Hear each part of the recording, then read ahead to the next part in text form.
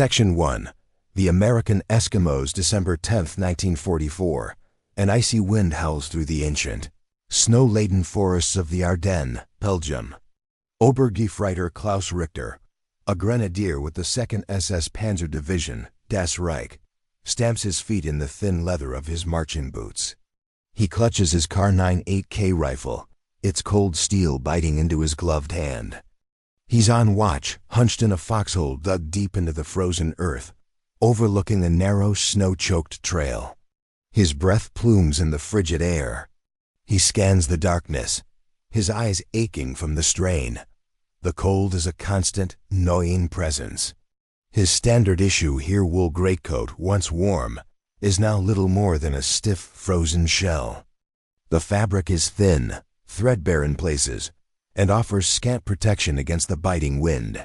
He pulls the collar higher, but it's a futile gesture. He hasn't changed his socks in 3 days. He can feel his toes, distant and numb. A low murmur from the foxhole next to him. Any movement, Richter? It's Untersturmführer Schmidt, his platoon commander, a young officer whose enthusiasm for the Führer is matched only by his inexperience. Nothing, Herr Untersturmführer, Richter replies, his voice a rasp. Just the wind. And the cold. They've been here for 3 days waiting. Waiting for the final orders for Wacht am Rhein, the audacious counteroffensive that promises to split the Allied armies and turn the tide of the war. Morale is high, despite the relentless cold and meager rations. They are the elite, the spearhead. Suddenly, a faint sound carried on the wind. The crunch of snow, distant at first, then growing louder. Contact, Richter whispers, his rifle raised. Through the gaps in the snow-dusted pines, a patrol of American soldiers appears, oblivious to the eyes watching them. Richter and Schmidt exchange a look. They've seen these Amis before, during the fighting in Normandy and the Hurtgen Forest. But these are different. These Americans look like overstuffed rag dolls. They wear massive, quilted, olive-drab coats that reach their knees. Many have thick wool scarves wrapped around their faces, leaving only their eyes exposed. Some wear large, insulated combat boots, almost like snowshoes, and thick mittens. They look cumbersome, slow, almost comical. Schmidt stifles a snort. Look at them, he mutters, a sneer twisting his lips. The American Eskimos. Do they think this is a fashion parade? Richter observes them.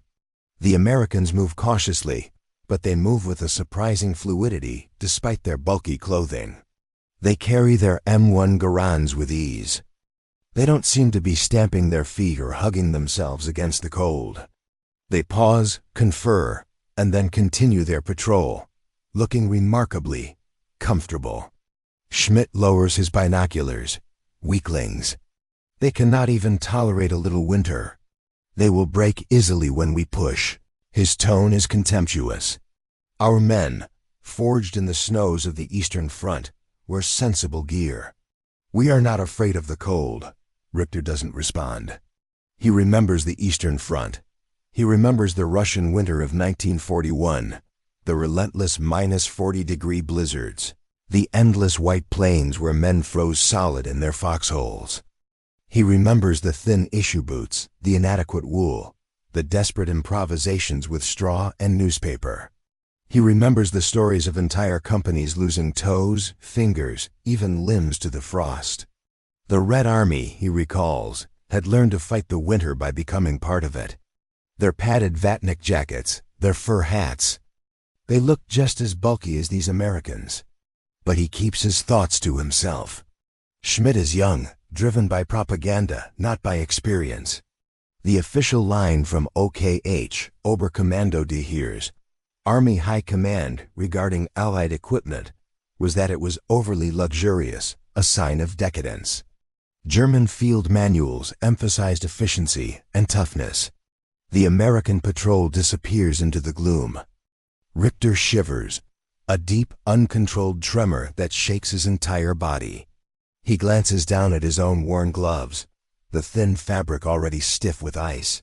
He can't feel his fingertips. He looks up at the leaden sky. More snow is coming.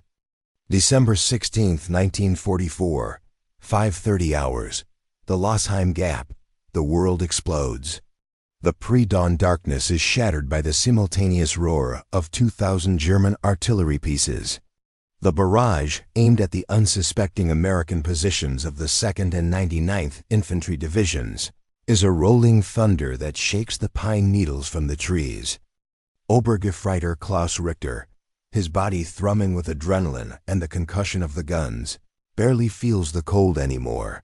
Vorwärts, für den Führer und Vaterland. Untersturmführer Schmidt screams, his voice already hoarse. He waves his MP-40 submachine gun forward. Richter joins the tide of gray-green Waffen-S grenadiers surging from the forest. They are the first wave of Wacht am Rhein. The snow is knee-deep, a heavy powdery blanket that sucks at their boots. Their initial targets are the unprepared, thinly spread American lines. The GIs they overrun are stunned, emerging from bunkers and dugouts in confusion, many still in their long johns. The attack is a complete surprise. By 8 o'clock, Richter's unit has advanced 3 miles. They capture a small American aid station near a crossroads. It's chaos. Wounded Americans, some still wearing the Eskimo coats Schmidt had mocked, are rounded up. Schmidt, his face flushed with victory, kicks open a supply crate. It's full of American rations, K-rations, D-bars, cigarettes. He laughs, pulling out a pack of Chesterfields. Look at this. They fight a war with chocolate and tobacco. His men cheer, falling on the crates. But Richter, his pragmatism outweighing his excitement, investigates a different pile. He finds a discarded American M1943 field jacket, the one he'd seen on the patrol. He picks it up. It's heavy. The outer shell is a tough, wind-resistant cotton sateen. The inside, however, is lined with thick, warm pile. He finds a matching pair of trousers, quilted and equally heavy. He then spots the boots. They are the standard American double-buckle combat boot, but the soldier had also been issued a pair of heavy wool-lined rubber overshoes, or galoshes. Richter pulls off his own glove and touches the lining. It's warm, impossibly warm. Richter, what are you doing? Schmidt snaps, seeing him holding the enemy uniform. Drop that decadent trash. You have a German soldier's coat. That is all you need. Richter drops it, but a knot of unease tightens in his stomach. The Heer had planned for this to be a blitzkrieg, a lightning war. The offensive was scheduled to be over in days, seizing the vital port of Antwerp. The assumption was that the troops wouldn't be in the field long enough for the weather to be a decisive factor. This was the same assumption they made in Russia. By the afternoon of December 17th, the weather turns. The initial shock of the offensive has worn off, and the American resistance is stiffening. But the new enemy is the sky. A thick, wet snow begins to fall, driven by a wind that feels like a razor. The temperature plummets. Richter's unit is now deep in the forest, engaged in a running firefight with elements of the 101st Airborne, who are racing to defend the critical crossroads of Bastogne. The advance stalls. The grenadiers are ordered to dig in. The digging is hell. The ground is frozen iron. Their small Shanzug entrenching tools bounce off the earth. They are forced to dig shallow scrapes behind fallen logs and in the snowdrifts, and now the cold really begins to bite. The men's here issue marching boots, the Marschstiefel, are leather. Once leather gets wet with snow and sweat, it does not dry, it freezes. Richter, lying in his shallow scrape, can feel the damp cold seeping through his wool socks. He flexes his toes. The numbness is back, but this time it's worse. It's a dead wooden feeling. Beside him, a young recruit, no older than 17, is sobbing quietly.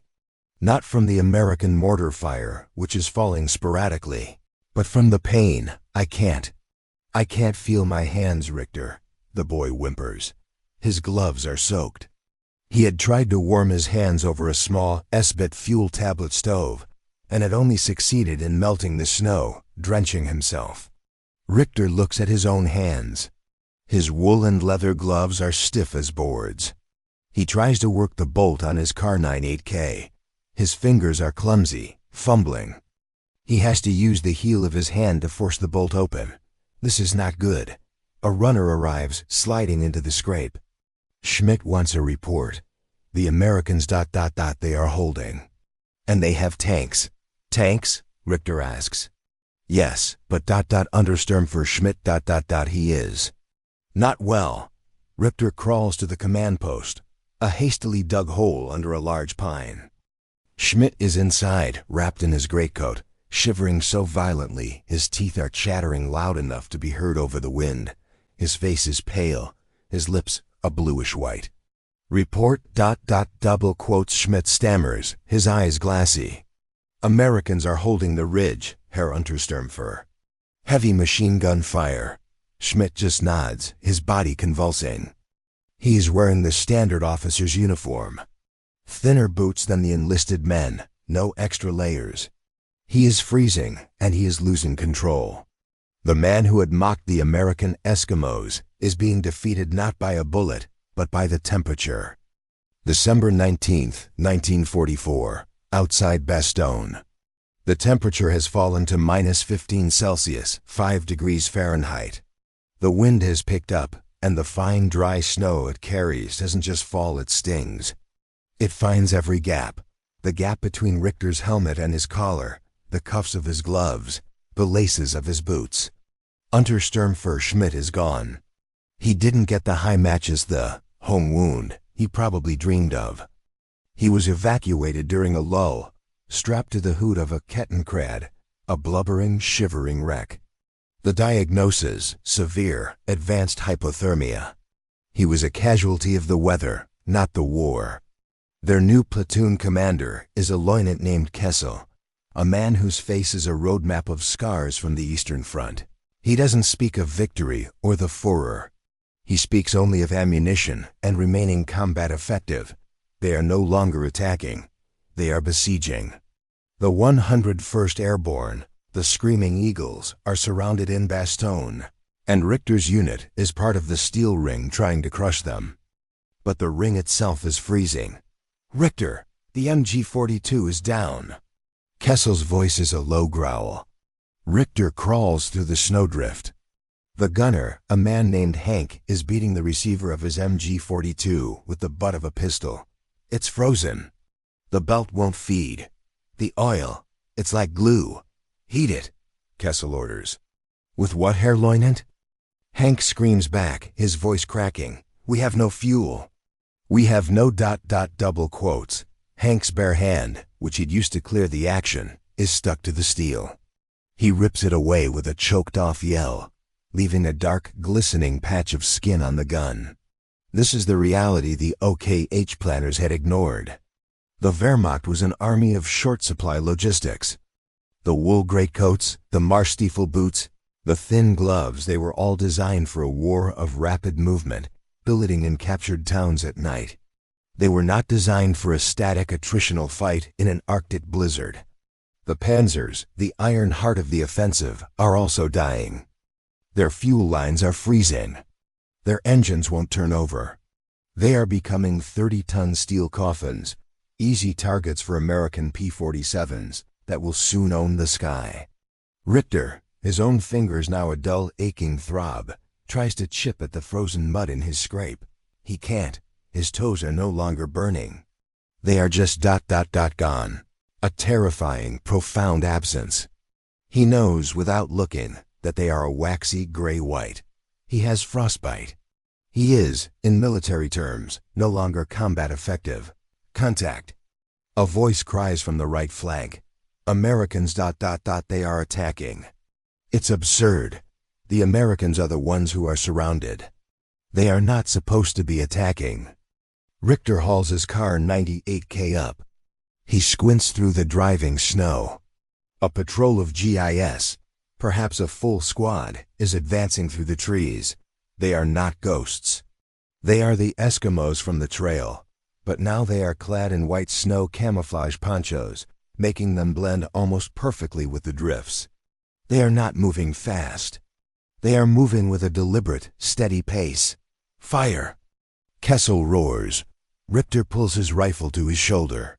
He gets a GI in his sights. He pulls the trigger. Click. The firing pin has struck, but the gunked-up, frozen lubricant has prevented it from striking hard enough. A misfire. He curses, yanking the bolt. It won't budge. It's frozen shut. He has to smash it open with the heel of his frozen boot, the shock of it sending a jolt of agony up his leg. He looks up. The Americans are closer. One of them, wearing the massive, bulbous rubber Mickey Mouse boots, the Type 2 boot, a marvel of insulation, kneels. He calmly raises his M1 Garand. His hands are covered in thick trigger finger mittens. He fires. Ping. The sound is sharp, clean. The M1's gas-operated action is less susceptible to the gelling oils. His weapon works. The man next to Richter, the young 17-year-old who had been sobbing, slumps forward into the snow, a dark hole in his whitewashed parka. The German line erupts in a pathetic spatter of fire. The MG-42, finally freed, fires a single choking 3-round burst before jamming again. The rest is rifle fire, slow, sporadic. Men are fumbling with frozen bolts, slapping their receivers, their hands too numb to even feel the metal. The GIS, by contrast, are a machine of functioning parts. Their M1943 jackets are zipped up. Their pile caps are pulled low. Their wool-lined overshoes give them traction. They are warm. They are fed, and their weapons are firing. Richter, in a moment of terrible clarity, understands. This isn't a battle. It's an execution. The Americans they had mocked for their decadent luxury, for their Eskimo coats, were not weak. They were prepared. Their quartermasters had given them the tools to defeat the cold. And the cold was the real enemy. Kessel screams for a retreat, for them to fall back to the next line. But as Richter tries to get up, his legs, numb and wooden from the knees down, betray him. He stumbles and falls. The snow is soft, like a pillow. He sees the white-clad Americans advancing, their figures hazy through the swirling snow. They look like giants. January 8th, 1945. While chaos reigns on the front lines of the Battle of the Bulge, a different kind of war is being won here, in the sprawling supply depot at Liege, Belgium. Captain Frank Miles, a U.S. Army quartermaster, watches as mountains of supplies are loaded onto trucks. He knows that wars aren't just won with bullets, but with beans, fuel, and especially the right gear for the bitterest European winter in decades. The American secret weapon wasn't a tank or a plane. It was the M1943 combat uniform. This wasn't just a jacket, it was a system. A windproof cotton sateen outer shell, a detachable pile liner layered over a wool shirt and sweater. It was versatile, adaptable, and kept soldiers warm and mobile. Even more crucial were the boots. The Type 2 Mickey Mouse boots were an engineering marvel. 2 layers of rubber with sealed wool insulation trapped air, keeping the soldiers' feet warm even if they got wet. This innovation saved countless GIS from frostbite and trench foot, keeping them in the fight. Contrast this with the German situation. Near Bastogne, Lieutenant Kessel's Volksgrenadier platoon is falling apart. Their tanks ran out of fuel days ago. His men, some just teenagers, are wrapped in tattered greatcoats with rags tied around their worn leather boots. They are freezing, their feet numb and blackened.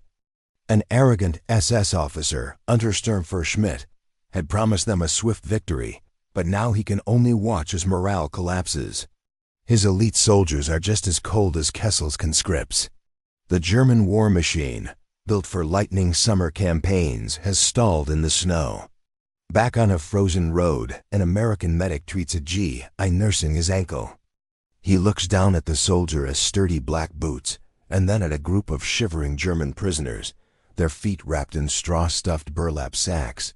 The difference is stark. It's a quiet moment, but the truth is loud and clear. Logistics and preparation are the unsung heroes of this battle. While generals drew lines on maps, it was the quartermasters, the scientists, and the factory workers who equipped an army to survive, to fight, and ultimately, to win. The Battle of the Bulge wasn't just a contest of firepower. It was a brutal test of endurance, and victory belonged to the side that came prepared for winter. Thanks so much for watching. If you found this piece of history interesting, please give us a like, and hit that subscribe button for more stories from the past. See you next time. January 25, 1945. A prisoner of war transit camp near Wiebe, Belgium. Obergefreiter Klaus Richter is alive. He is, however, no longer a complete man. He sits on a crude wooden bench in a delousing tent, the air thick with the acrid smell of DDT powder and wet wool. An American medic, a weary private first class with a T5 technician patch, is unwrapping the filthy rags from Richter's feet. Richter had been found 2 days after his platoon was overrun. He was discovered, along with 3 other German soldiers, huddled in a ditch, semi-conscious, his rifle frozen to his side. They hadn't been captured in a firefight. They had been harvested. The medic is businesslike, unemotional. He has seen this 1,000 times in the last 3 weeks. He cuts away the last layer of putrid cloth. Richter looks down. He has no toes on either foot. They are black, shriveled, and mummified. Frostbitten, grade 4. Necrosis. Jesus Christ, the medic mutters under his breath. He looks at Richter's face. Richter just stares back, his eyes hollow.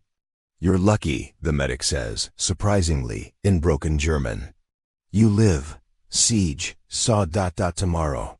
He makes a cutting motion at his own ankle. Amputation. A guard brings in a pile of captured German equipment. It's a mountain of Marstiefel boots. He picks one up and shows it to the medic, tapping the sole. "Look at this crap. The sole. It's just compressed paper. It fell apart when it got wet." Richter closes his eyes.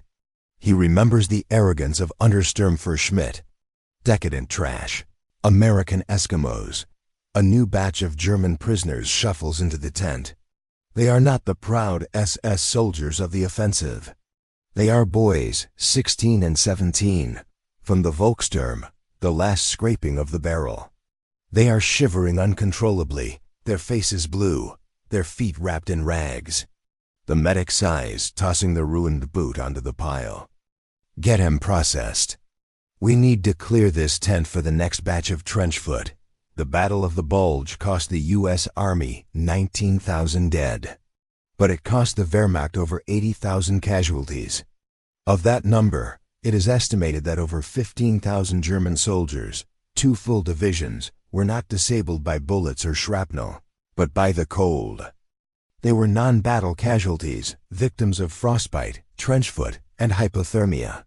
They were defeated by their own supply chain. The Americans, with their luxurious, heavy, multi-layered clothing and their ugly Mickey Mouse boots, had also suffered from the cold. But their systems worked. Their medics were treating frostbite. The German medics were treating gangrene. Richter, sitting on the bench, awaiting the siege, finally understands. The arrogance of the here was a fatal disease. They had mocked the Americans for being soft, for relying on comfort, for not being as tough as the German Lanzer. But they had mistaken preparation for weakness. They mistook science for luxury. The GI, in his M1943 jacket and his rubber boots, was not an Eskimo. He was a modern soldier, equipped by an industrial power that had learned from its mistakes. The German grenadier, in his thin woolen leather, was a relic, equipped by a regime that had believed its own propaganda. The laughter that had echoed in the Ardennes forest on December 10th. It had frozen in their throats.